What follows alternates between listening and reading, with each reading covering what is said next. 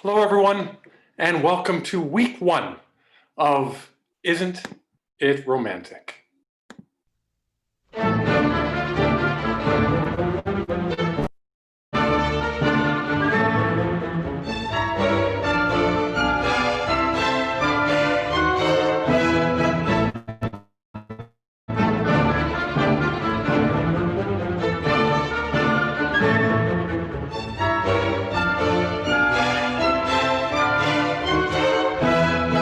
Welcome everyone to a class where we explore everything that is romantic. Now, romance, the word itself has many connotations.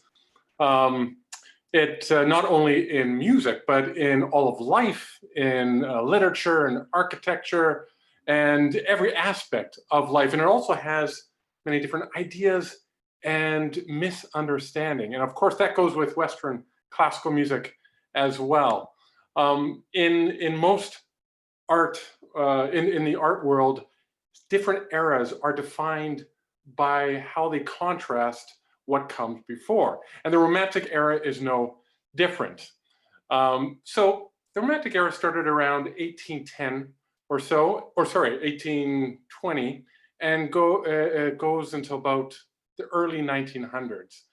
And what was before the Romantic, of course, was the classical era. So we're talking Mozart, Haydn, and early Beethoven.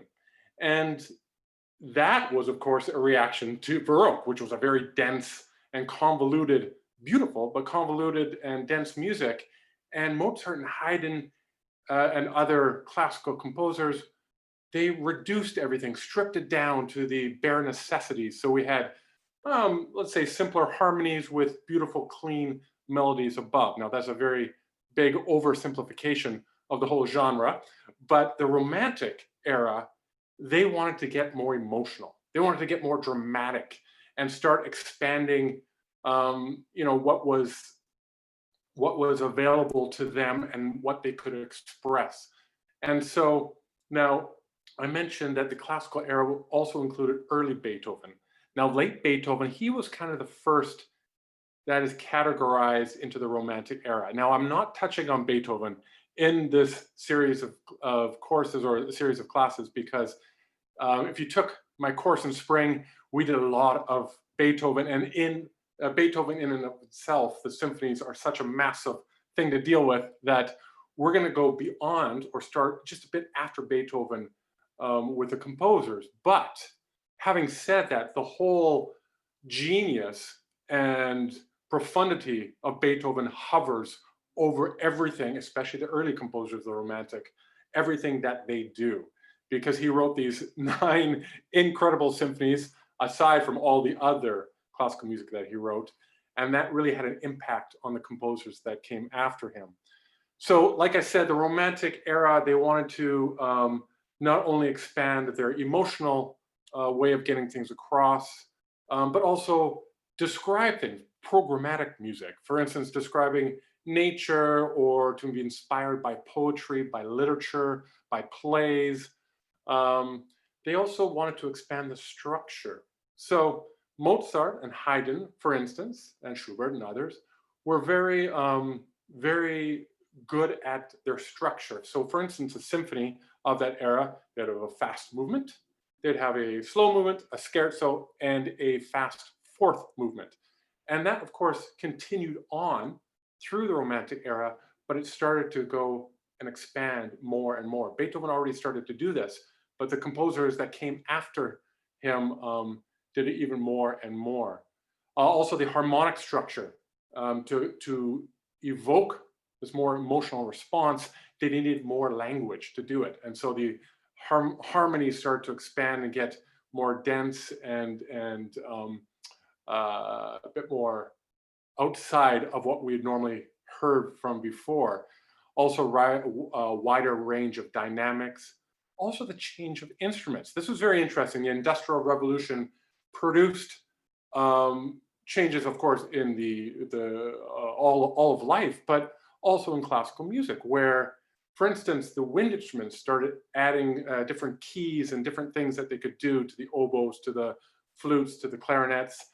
The brass started getting valves, trumpet valves and horns, French horns. They had valves, so they didn't just have to use their lips to change pitch, but they could actually just press something down and voila, you've got different notes. Also, socioeconomic things were afoot, where there was a growing middle class. So beforehand, composers generally made their music through commissions from the court or from the church. Those were two big presences in Western European life. And composers also did little side hustles of publishing their own works, but the majority of their income came from the court or from the church. Well, starting with Beethoven, he was kind of one of the first freelancers in a way. Of course, he took commissions from the courts and others, but he started to break out on his own more and more. And this happened as we went into the Romantic era, where composers started putting on more of their own concerts, more festivals with large audiences that paid, and also commissioning and, publishing their own works. And as the title suggests of this class, things are starting to simmer. Well, simmer, we're not boiling yet in Romantic here. We're not going extreme of Richard Strauss or Mahler. But four composers that I wanted to touch on that starts the simmer, one of them in particular is Felix Mendelssohn. Now, Felix Mendelssohn is kind of the antithesis of what we think of when we think of the tortured artist, the tortured musician, which of course in and of itself is not necessarily a good description of most musicians. But Felix Mendelssohn was the other extreme. He was born into a very wealthy family. He was brought up learning, having the best tutors and teachers. He was an excellent athlete. He was, of course, a prodigy in music, but he was also great at chess, a very good athlete, apparently a very good swimmer. He studied philosophy with Hegel. He spoke many different languages. His grandfather was the great philosopher Moses Mendelssohn. And when he grew up, when he was 2, the family moved to Berlin.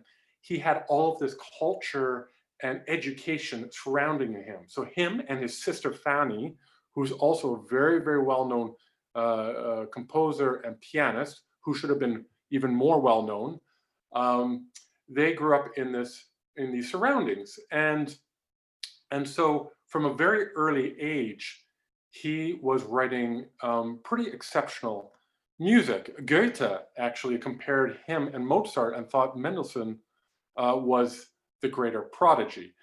And when he was still in his childhood, he composed 11 string symphonies, 5 operas, and many other works. A violin concerto, not the famous E minor one that maybe some of you know, but an earlier string version. And so he was very, very well engaged in his profession that he was going to use for the rest of his life, which was unfortunately a very short life. Much like Mozart, he died quite young. He died when he was 38. Mozart died when he was 36. So very similar in that way as well. And so already at an early age, he had some key positions in music.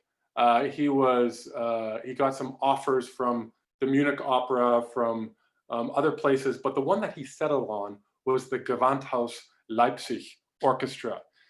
Now, the Leipzig Gewandhaus Orchestra is considered the oldest orchestra in the world. It was, or Western classical orchestra, and it was founded in 1781, or the oldest continuous, because today it's still a very well-known orchestra. And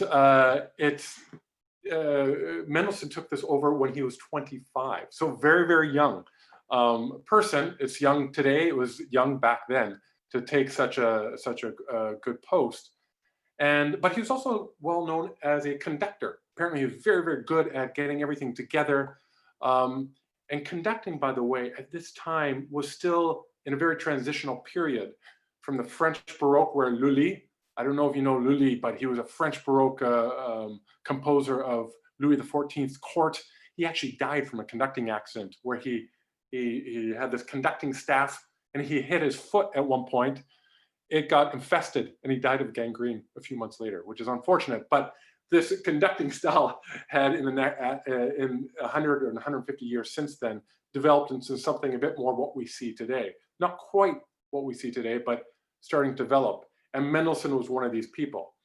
And not only was Mendelssohn conducting a lot of his own works, but he also brought back the music of Bach and Handel. And you think, well, what do you mean? Was it out of fashion? Yes, very much so. So Bach died in 1750, Handel, I think, 1758. And after they died, actually even before they died, their music was already out of fashion and was rarely performed. But Mendelssohn discovered it, or he had the scores, and he said, hey, let's revive this. So he revived Bach and Handel, and also started the Leipzig Conservatory with people like Robert Schumann, who we're going to discuss in a little bit, and others as well, the famous musician Joseph Joachim and others. But Mendelssohn, in addition to his Leipzig job, he also traveled a lot around Western Europe, not globally at that time, but he made 10 visits to Britain. And when he was over there, he also made a couple to Scotland. And this is where we're going to jump off to discover some music of his. And one of his great symphonies, he wrote 5 symphonies. I was going to say 4, but there's 5 really. His 3rd symphony is called the Scottish Symphony. And what inspired him was a walking tour he did of Scotland. Now, this is very, very indicative of Romantic music. Remember at the beginning I mentioned that music of the Romantic era evoked certain things like poetry and nature. Nature was a big one, of course. Beethoven was doing it in the 6th Symphony. There's some Baroque composers that Vivaldi, Four Seasons, one of the most famous classical pieces. But in the Romantic era, they took it to a whole new level. And so another one of Mendelssohn's symphonies is the Italian Symphony, his 4th. We covered that in the spring session as well. So I thought I'd bring up the Scottish Symphony. And like I said, he was inspired by this walking tour that a friend of his and he did to Scotland. And they came upon the Holyrood Chapel in Edinburgh, the ruins of the Holyrood Chapel where Queen Mary lived. And he has a quote, let me just get it here. He said, "Everything is ruined, decayed, and the clear heavens pour in. I think I have found there the beginning of my Scottish Symphony." And so even though when he published it, he didn't himself call it the Scottish Symphony, but because he wrote about it in his journals that it was inspired by that, a lot of historians and musicians afterwards really labeled it the Scottish idea onto it. And he started it in 1829, but he finished it about 12 years later in 1841. And what's also indicative of the Romantic era, we talked about expanding the structures. All 4 movements of this symphony are continuous. There's no breaks between the movements. Now, having said that, Mendelssohn is one of the more conservative composers of this era. But let me just first play a bit of the first movement.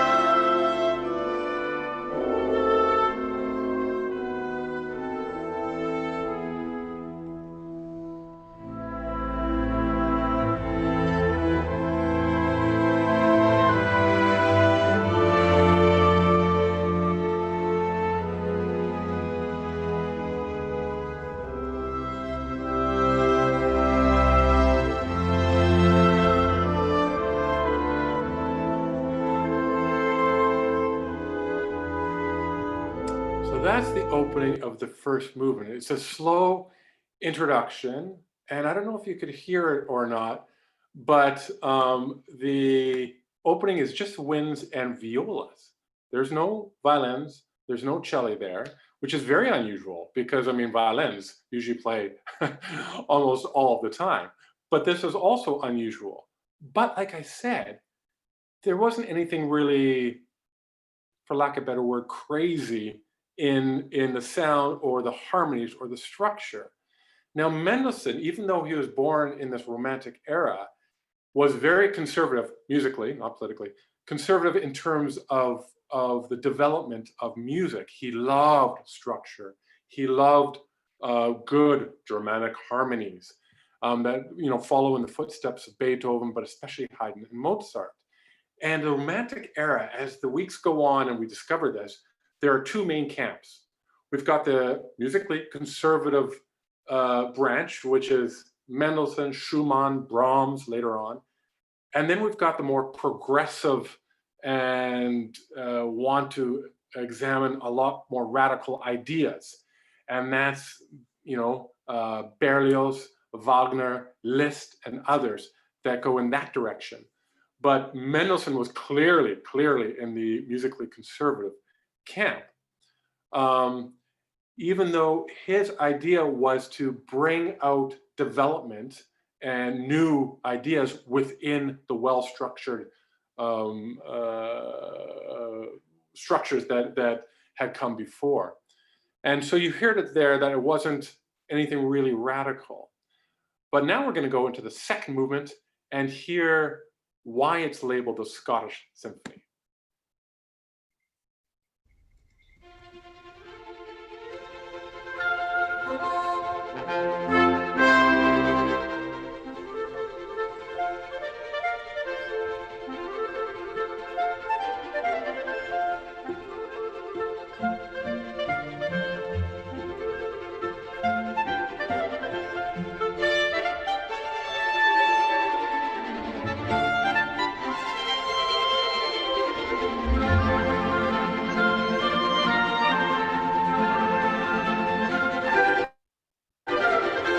So this is very, so true. Mendelssohn is so compact and beautifully written.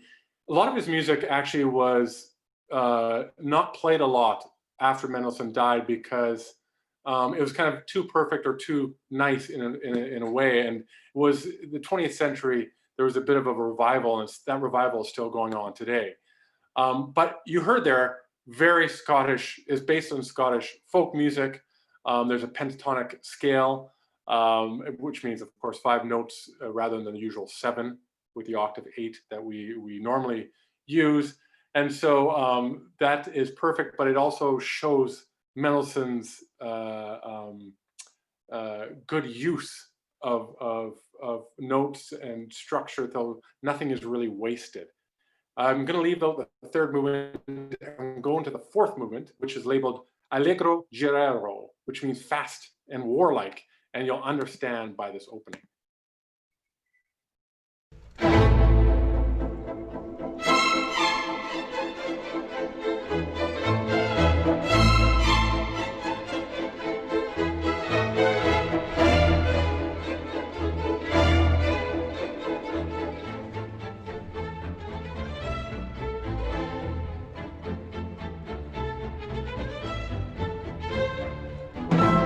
Good, so it gets even more crazy in terms of its the warlike feeling. But what Mendelssohn does at the end of the symphony, we've got the Scottish fight, maybe for freedom or whatever it is, or the Highlands and the rough weather and all of that. But Mendelssohn decides to bring a bit of a triumphant German ending to it all. And I'm just going to bring it up here, where he abandons that whole minor thing and says, let's have a happy ending. Listen to what happens at the end.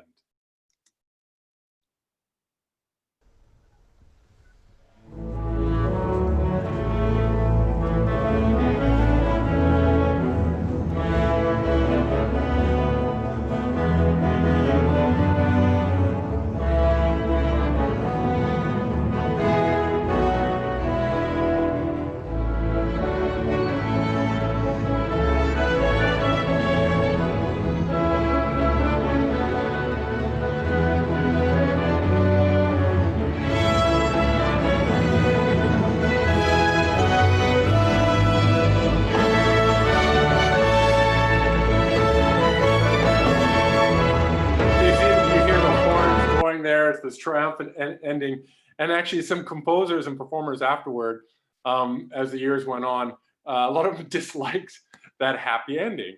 There's even a famous German composer, conductor, Otto Klemperer, maybe it was Austrian actually, who wrote his own ending to that symphony because he didn't like the ending that Mendelssohn preferred. But this is very typical of Mendelssohn, where everything's constructed well, it's compact, and it ends and starts in a very well-mannered way. Then we're going to get into Schumann. Schumann and Mendelssohn were very good friends, Robert Schumann. And Robert was, you remember I said that Mendelssohn was the antithesis of the tortured artist. Well, Schumann was actually kind of fits that description. By the way, before I go on, I forgot to say, if you have any questions, please ask me. I love getting into a discussion or answering questions and going off on tangents where we can discuss so many different things about the music, about the times, about their lives. Please ask those questions in the Q&A. You can probably see that at the bottom of your screen there, and I'll get to those as well. But also, as I was saying, Schumann was a bit of a tortured artist. He had some severe mental illness, probably bipolar. And when he was, how old was he? He was 44 when he attempted suicide. He tried to drown himself in the Rhine River. That didn't work out, so he admitted himself to an asylum and died there 2 years later, probably of mercury poisoning, maybe syphilis, not sure, but also mental illness as well. And so now Schumann was gifted as a kid, but his family wanted him to study law. This is quite an occurrence in composers. It seems like a lot of the parents wanted them to study medicine or law. But Schumann really insisted on his musical career, and he wanted to be a famous pianist. And he was very good. And he went to study in Leipzig, which is close to where he was born, with a well-known teacher whose last name was Wicht. Now, Wicht also had a daughter named Clara, who was a very, very good pianist and was getting quite a reputation in her own right for her prodigious talent.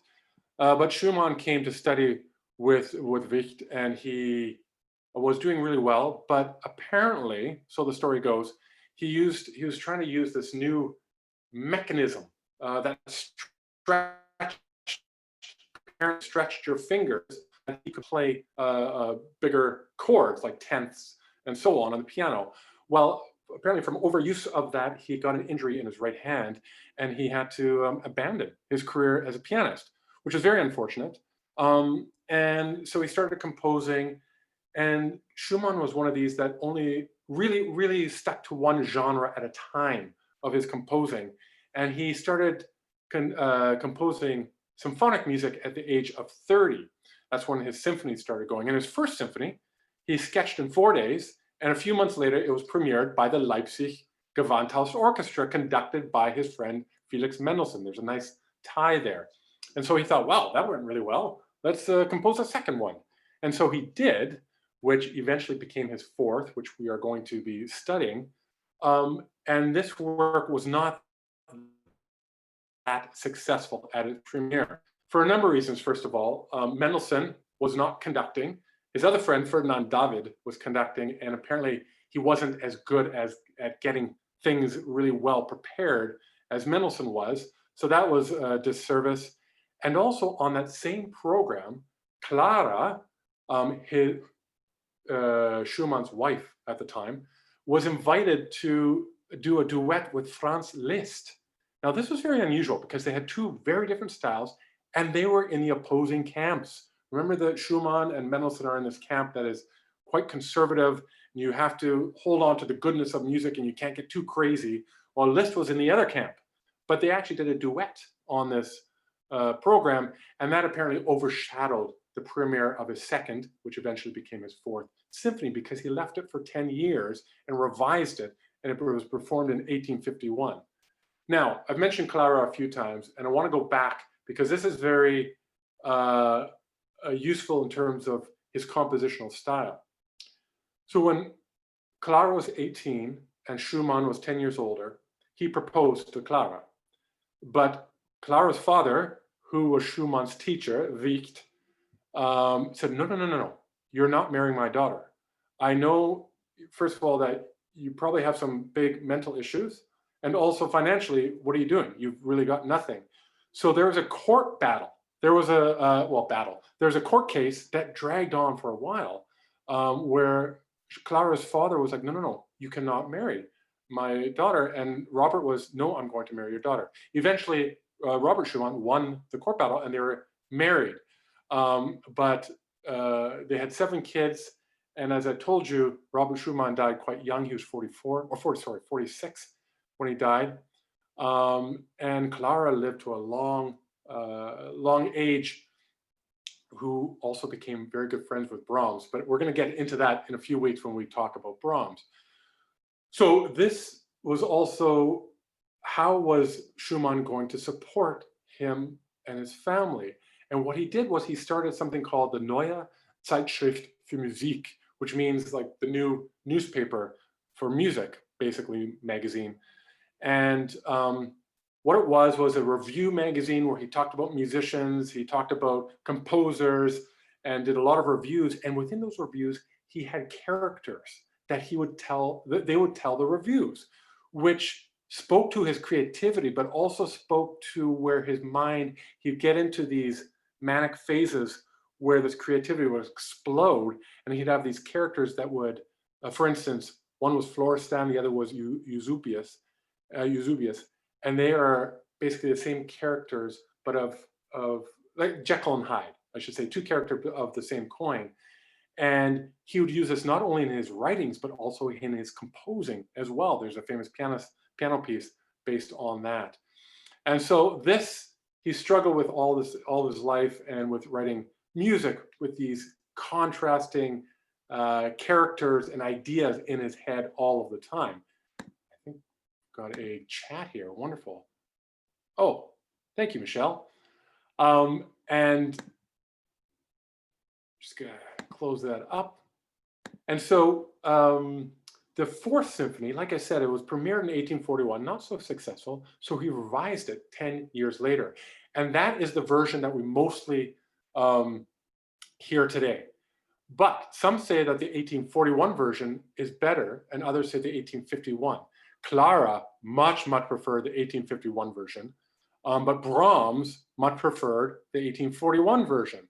And the differences are, 1841 is much leaner in orchestration. So 1851 is denser, it's heavier, there's more doubling of instruments. For instance, trombones double certain areas so that there's a fuller sound, where the 1841 kind of recalls more back to the classical era, and the 1851 is further into the Baroque era.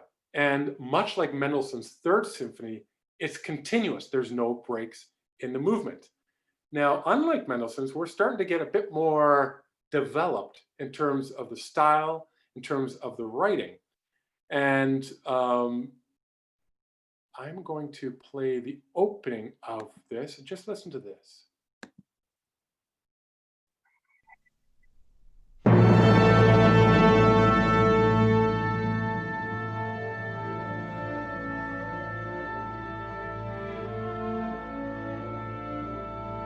So, na.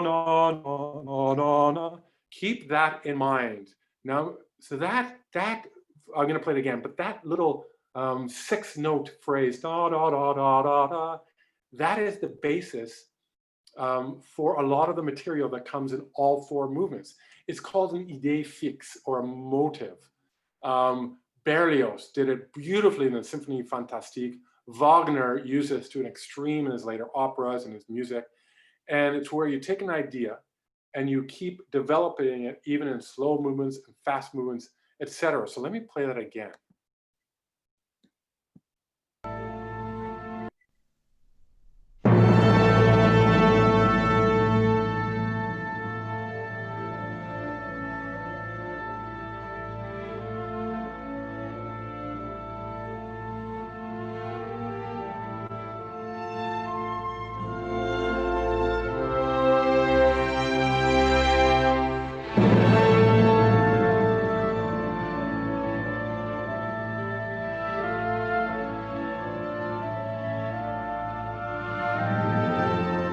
it starts to develop into something else. By the way, I wanted to mention who are performing these wonderful performances. This one is by the Deutsche Philharmonie,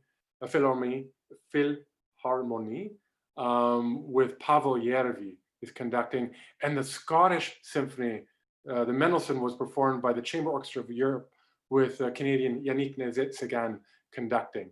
Wonderful, wonderful performances.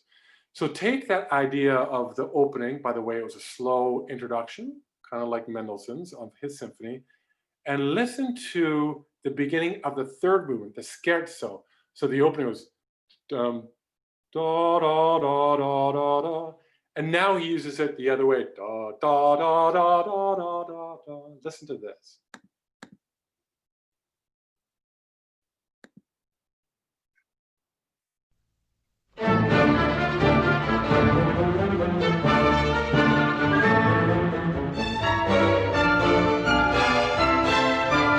Good, so it's the main theme, na na na na, but inverted, da da da dum, da da da da da da da. So it's very, very clever. Composers do this a lot, but especially in the Romantic era, they start to do this more and more and more. And the extreme versions are the 12-tone composers, Arnold Schoenberg, etc., where they take a line, invert it, retrograde it, etc. But this is a small example of that. And by the way, I know that it feels like I'm rushing through these wonderful, wonderful works, but I'm trying to get as many in as possible to discover these beautiful works. So I'm just taking nuggets of them. And I think you have a playlist there. So please, after the course or even before the courses, go back and listen to the full movements, listen to the symphonies, and really dive into those works. Now, here's the second movement of the symphony. And who do you think it recalls?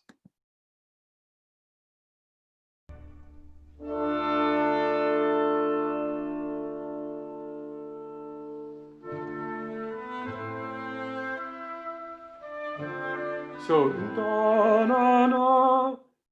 What did you hear while we were listening at the beginning, the first 5 or 6 minutes before I got on the call? What was that? I'm going to play you what we heard waiting for the class to begin.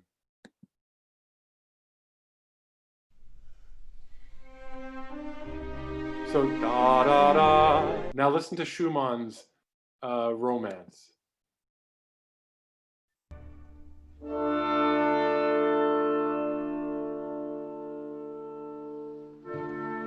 Do you hear that similarity? They're in different keys, of course, and different instrumentation, but you hear that similarity. Now, Brahms, of course, wrote his third symphony decades later, but Schumann and Brahms were very, very close friends.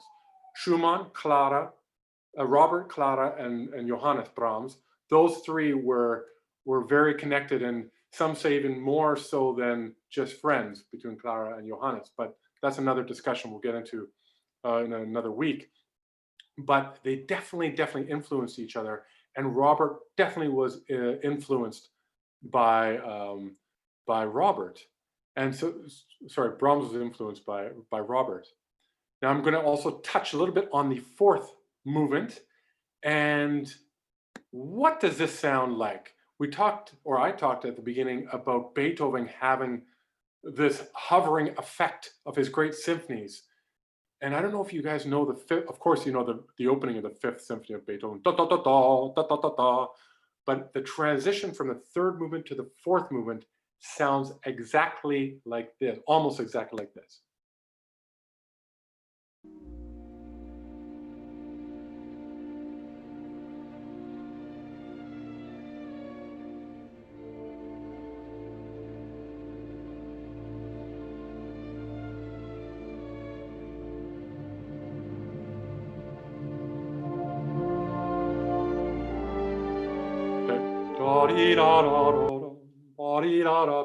That is, if you have a chance, go back to Beethoven's Fifth Symphony, and there it's a good example. Beethoven used no break between movements, just that third and fourth are continuous, much like this whole Schumann symphony. There's no break between movements. And this is what you just heard between the third and the fourth, which is reminiscent of that great genius legacy of Beethoven. Good, onward we go. We've got two more composers, and I know from my classes before, I run out of time, but there's just great music to cover. We're going to talk about Hector Berlioz. The first two, Schumann and Mendelssohn, they're in that musically conservative camp, while Berlioz, he broke it all open. He was a bit of his own person in terms of composing. He was French, and he was a composer, conductor, very good conductor, and he was a writer of musical journalism. He was greatly influenced by Shakespeare and Goethe. Those were his two favorite authors. And his family also wanted him to be in medicine. He was encouraged to go to medical school. He actually went to medical school and graduated, but never practiced. And musically, he just wanted to be a composer. But he was, at least in the first few years of his life, or most of his upbringing, he was self-taught. He didn't really know how to play that many instruments. He wasn't a prodigy by any means. And he just listened to music and wanted to live music, of course, and wanted to be a composer because he had these ideas in his head.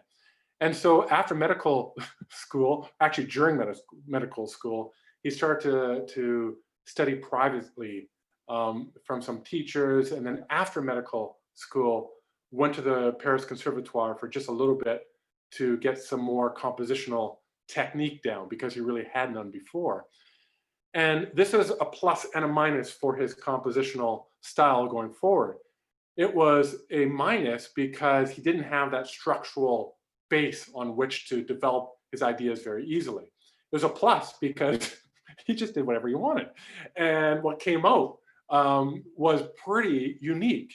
And to this day, we love Berlioz because it's unique, but also so effective. In spring, we talked about his most famous piece, Symphony Fantastique, which is brilliant. And if you've never heard it before, please go and discover that work. That is the epitome of the idée fixe that we talked about, where you have a motive and you develop it. And in that one, it's his love of his life. Symphony Fantastique is autobiographical in a way. It also involves opium and etc. It's a wild piece, but wonderful. But today, I wanted to focus on another of his main compositional pieces, but I'll get to that in a moment. One thing we mentioned about Schumann, his mental illness, I want to talk about Berlioz's love life. And I think it's really interesting, but also it fills in some gaps of how composers are and what their circumstances were. And in Berlioz's instances, his love life definitely informed him of how he wrote and how he was as a person. So when he was young, in his 20s, he was obsessed with this Irish actress who was acting in Paris at the time. Her name was Harriet Simpson. And for years, he wrote her letters, which went unanswered, got no response. And Berlioz was pretty down about that. But in the meantime, he fell in love with this other woman named Camille Moque.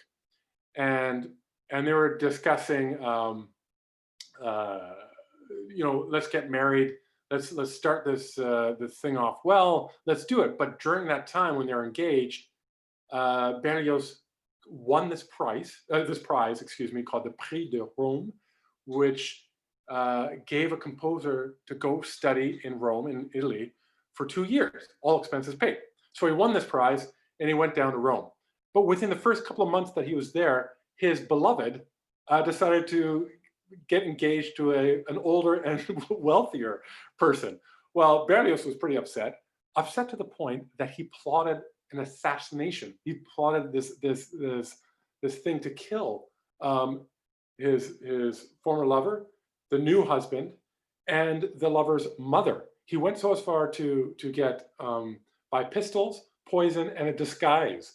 And he was actually on his way back to France when he thought, actually, this is probably not a great idea for my life.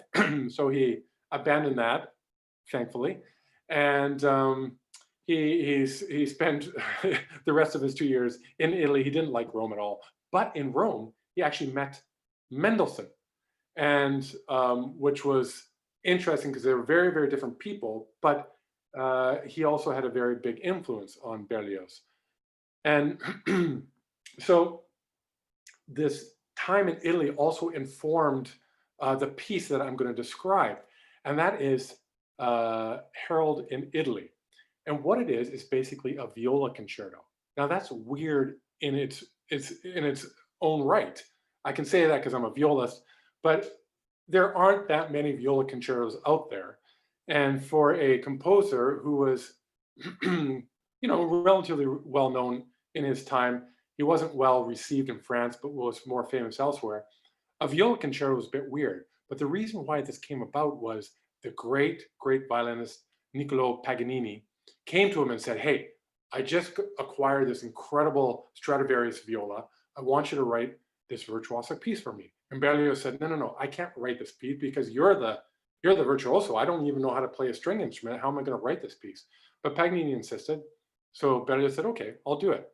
But his vision was more a symphony with interjections of viola to describe Harold, this wanderer in Italy. And it's kind of inspired by Lord Byron's poem, what is it, Child's Wanderings in Italy. Fred, it'll come to me.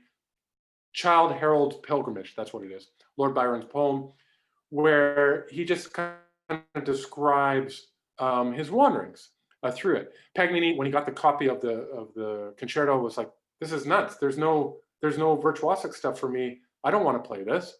And so he gave up the premiere.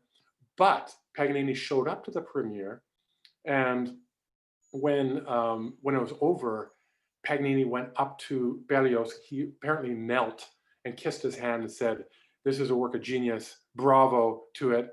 And in addition to me kissing your hand, here's 20,000 francs, which was an enormous amount of money at the time." Paganini was quite wealthy. And with those 20,000 francs, he paid off his debt. His wife, Harriet Simpson, he eventually did marry Harriet. But then he actually had a mistress after that and some other crazy stuff that I don't have time to go into, but is wonderfully delicious. And he was able to produce other works because of this great gift by Paganini. And so, like I said, this is reminiscent of Harold's reminiscences of his time, his characters, in Italy. And the first movement, I want you to play it, just listen to the, first of all, oddness and difference from Mendelssohn and Schumann in terms of the harmony.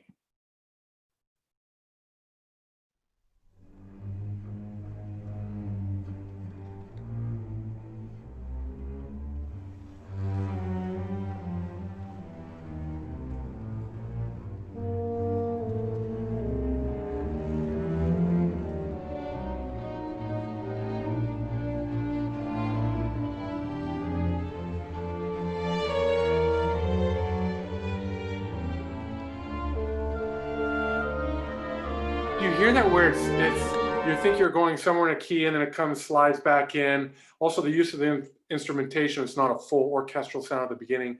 It's this fugue at the beginning that starts with the low strings and then adds winds.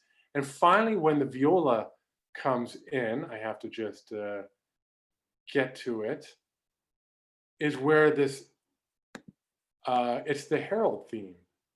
Listen to this. It's very simple. It's very easy to play in the viola.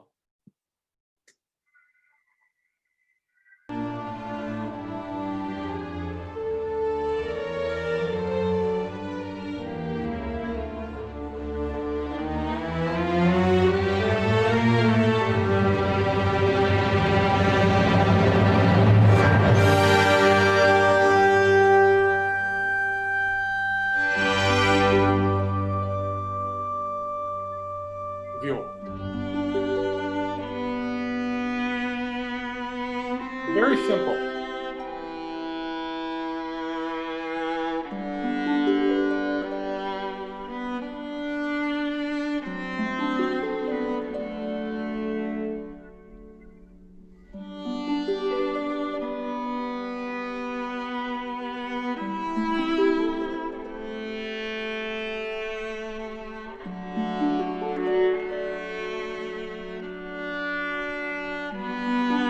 So that's a very, very simple melody. It's not hard to play at all. It's not very crazy high or anything. It's very, very simple. By the way, that's the wonderful Tobias Zimmermann, who's an incredible violist. But he uses this theme throughout the rest of the movements. There's 4 movements. The first one is Harold in the Mountains. The second one is he accompanies a group of pilgrims. Let's just listen to a bit of that.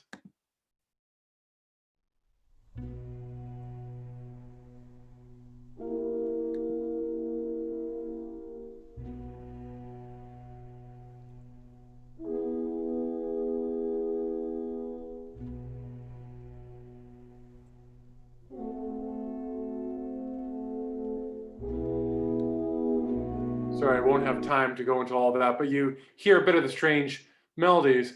But then in the 4th movement, we in the score it says Harold seeks comfort among wild and dangerous company, perhaps in a tavern, and you'll understand why in this one.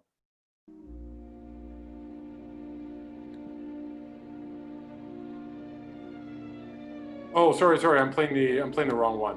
No wonder.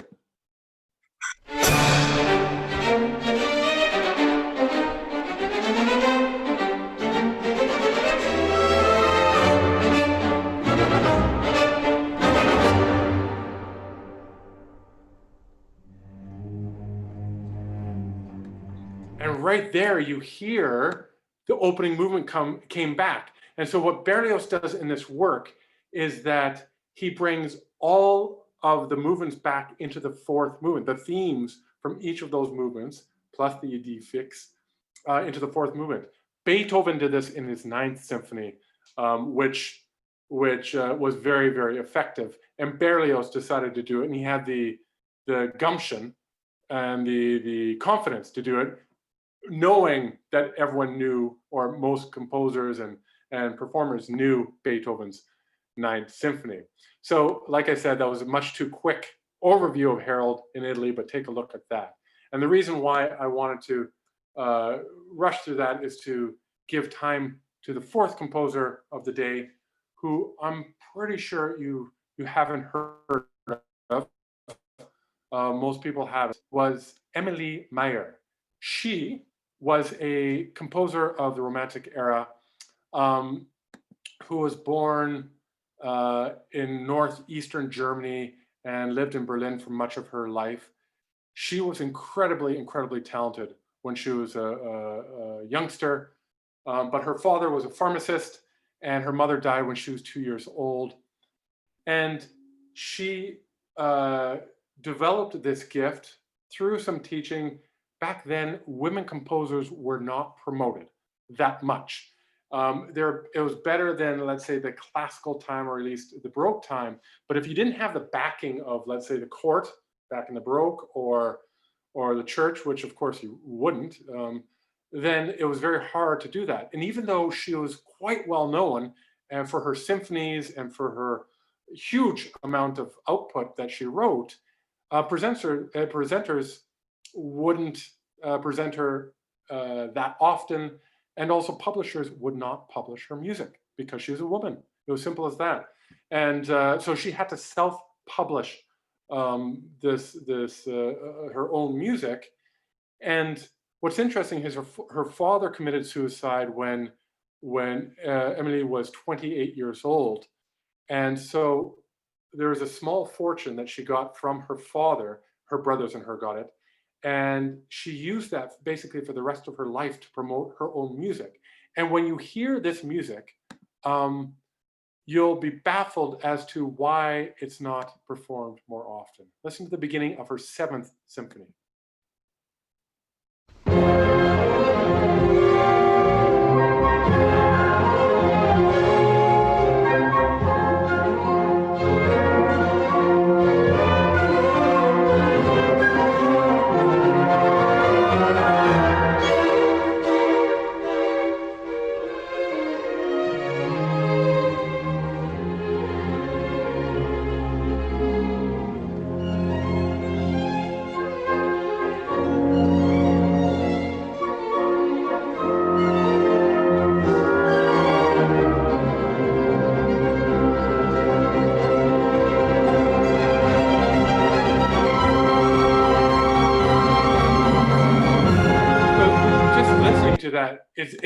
leans more towards later Romantic, towards Brahms, but this was written in 1855, 1856, and is already developed much further than Schumann and Mendelssohn in terms of its emotional content, its structural content, and harmonic content.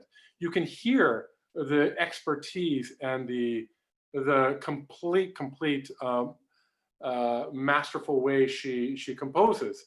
And she had a way of using tonality to shift the mood, and to use seventh chords especially to bring about this angst that was very conducive to the Romantic era, especially during the mid 1800s or so. And actually, we don't have a lot of records for it. It might have been her fifth symphony, but it was published today as her seventh or her fifth. But it's starting to be played more and more. And this is a wonderful recording by the Berlin Kammer Symphony Berlin, and Jürgen Bruns is the conductor. And it's a wonderful symphony. So I'm going to also play the second movement. I want to play a few of these.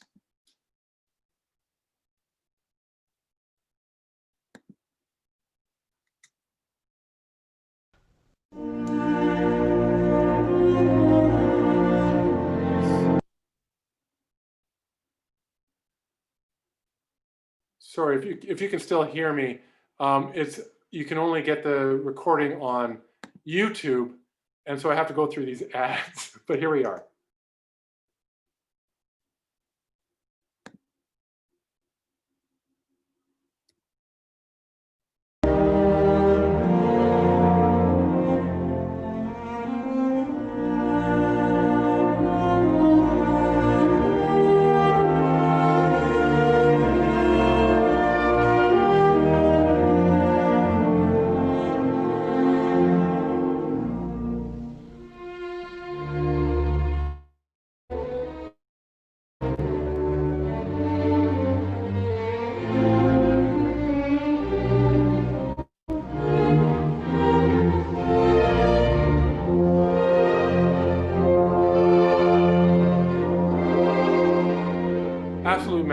Absolutely masterful. The beautiful opening solo cello joined by the other lower strings and the clarinet, and how she develops it out is extraordinary. And it's baffling that we don't hear this more often. And myself, I had never really heard her music before, but I've deep dived into a lot of her music now, and hope to perform a lot of it coming up.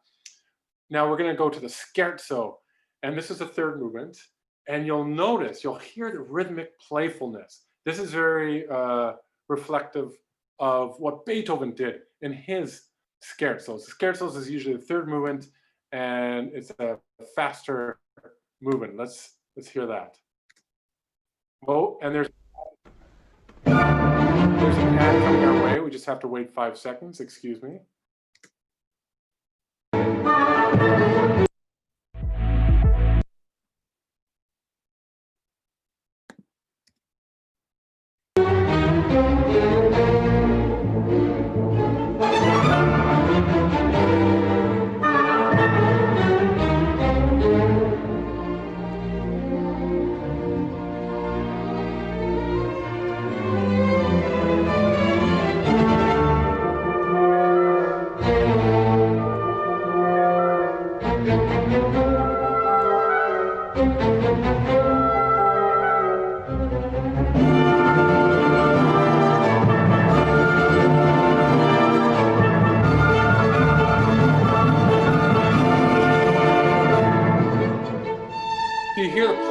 Of it. It's serious music, but there's a playfulness that Beethoven had a lot in his scherzos, and you can hear here as well. So take a look into that, Emily Meyer, and it's on the playlist. We have a question that came in. Ruth Epstein, thank you, Ruth. She said, if you have time and if it's relevant, could you speak of the religious and cultural heritage of the composers? Yes, and how they affected their music. Excellent question. And you said, for example, Mendelssohn was Jewish and later Lutheran. Yes, this is a great question that a lot of composers, of course, their religious upbringing affected them. Now, in the case of Mendelssohn, like I said, his grandfather was Moses Mendelssohn, a great Jewish philosopher, and Felix Mendelssohn's father or parents decided when the kids were quite young to convert to Christianity. And the reason, there's different opinions as why they did it, but maybe they could go further in the cultural echelons of society by not being Jewish, because of course there are anti-Semitic feelings around in their circles, and so that was one thing, and also to expand how their kids, Felix and Fanny, were thought of in their world. It's something that Mahler did later on. It's something that other composers have done, and then others really cling and claim their religious upbringing. The composers that we talked about, for instance, Felix Mendelssohn. Well, we just talked about Mendelssohn, but Schumann was brought up in the Christianity. Berlioz, yes, in the Catholic and good French Catholic, but he also mixed between those two worlds of more humanistic ideals and the church, which is kind of conducive a lot in the Catholic Church. And so this really influences different composers, and we're going to get into that more. But thank you, Ruth, for that question into the later on with Mahler and others as well. Good. Are there any other questions or comments that are coming my way? Because I can't believe I fit in 4 composers. I might try fewer as the weeks go on, just so that we don't get chopped off too much in terms of our time. But like I said, please go to the playlist and dive into these composers, not only into the works that we just discussed, but also into their others. Mendelssohn, like I said, wrote 5 symphonies. Schumann wrote 4. Berlioz, Symphonie Fantastique, the Romeo and Juliet symphony, his Requiem. There's so many works there. Emily Meyer also wrote 8 symphonies, 8 violin sonatas, 12 cello sonatas, etc. So there's so much music to dive into. And next week, we're going to also turn up the heat a little bit and discuss some Brahms, Bruckner, and Bronsart. So thanks, everyone, for joining me, and we'll see you all next week. Thanks, everyone. See you soon.